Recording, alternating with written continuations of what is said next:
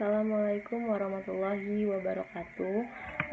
Baiklah, izin memperkenalkan diri, nama Widya Rumsari, NPM 19754033, program studi agribisnis pangan. Ingin mempresentasikan hasil analisis regresi produksi kacang tanah di Jawa.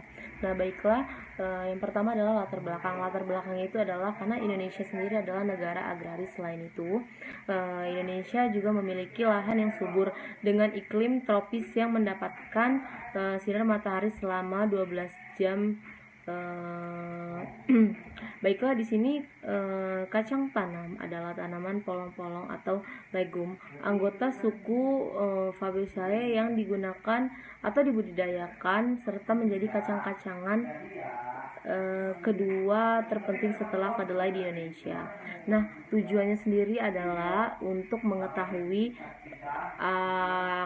adakah hasil produksi kacang tanah di daerah Jawa tersebut.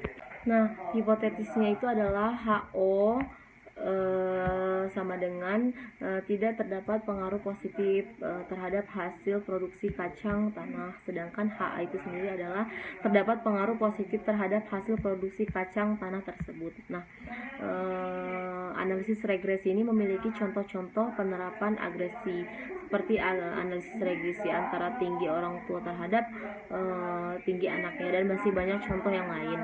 Nah, perbedaan korelasi dan regresi itu adalah yang pertama, korelasi hanya menunjukkan sekedar hubungan. Dalam korelasi variabel tidak ada istilah tergantung dari variabel bebas. Nah, sedangkan regresi menunjukkan hubungan pengaruh dalam regresi terhadap istilah tergantung dan variabel bebas. Setelah itu kita mencari nilai A dan nilai B. Nah, nilai A itu adalah rumusnya sigma Y min B sigma X per N. Sedangkan nilai B sama dengan N sigma XY min sigma X sigma Y per N sigma X kuadrat min sigma X. Perbedaan regresi linier sederhana yaitu Y sama dengan A plus BX plus Y. Baiklah, data yang saya dapatkan produksi kacang tanah di Jawa yaitu dari tahun 1981 sampai 2010. Yang kita ketahui setelah data yang kita dapat nilai Y, nilai X, Y kuadrat, X maupun XY, kita harus mencari banyak, yaitu seperti mencari nilai B dan nilai A. Nilai B yang saya dapat yaitu min 0,002 dari rumus yang saya bilang di atas, dan nilai A yaitu 2,173, yang didapat Y sama dengan 2,173 plus min 0,002 X plus E.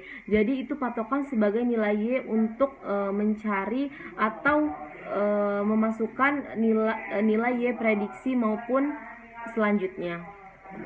Setelah didapatkan nilai A maupun nilai B dari regresi yang sudah kita dapat, maka kita mencari koefisien determinan, yaitu dengan cara R kuadrat sama dengan 1 min sigma X min Y kuadrat per sigma Y min Y kuadrat dengan data yang saya dapat dengan hasil 0,070. Setelah koefisien determinan, kita mencari koefisien disesuaikan dengan rumus RADJ sama dengan R kuadrat min P1 per R kuadrat per N min P min 1, yang data yang saya dapat yaitu dengan hasil 0,037. Nah, setelah itu kita mencari kesalahan baku estimasi yang didapat dari data saya itu yaitu akar 1 min 0,14 0,49 dibagi 28, yaitu didapatkan data 36,216. Nah, setelah itu adalah kita mencari standar error koefisien regresi dengan rumus SB sama dengan SE per akar sigma X kuadrat min X sigma X kuadrat per N, yang didapat yaitu 0,202. Setelah itu kita mencari uji F. Uji F itu adalah digunakan untuk ketetapan model apakah nilai tersebut prediksi mampu menggambarkan kondisi sesungguhnya, yaitu fungsinya atau rumusnya F sama dengan R kuadrat per K-1 per N-R² per N-K dengan hasil 2,121.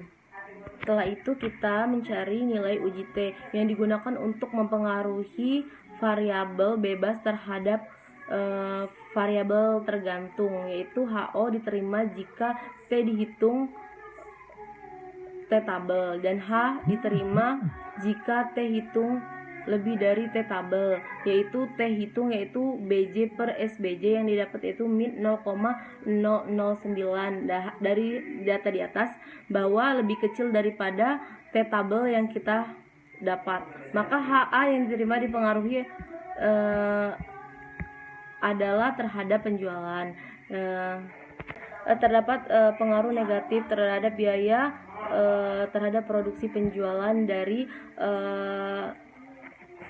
kacang tanah. Aplikasi itu adalah dari data tersebut adalah mengalami penurunan, artinya atau peningkatan dari penjualan yang didapat dari data tersebut.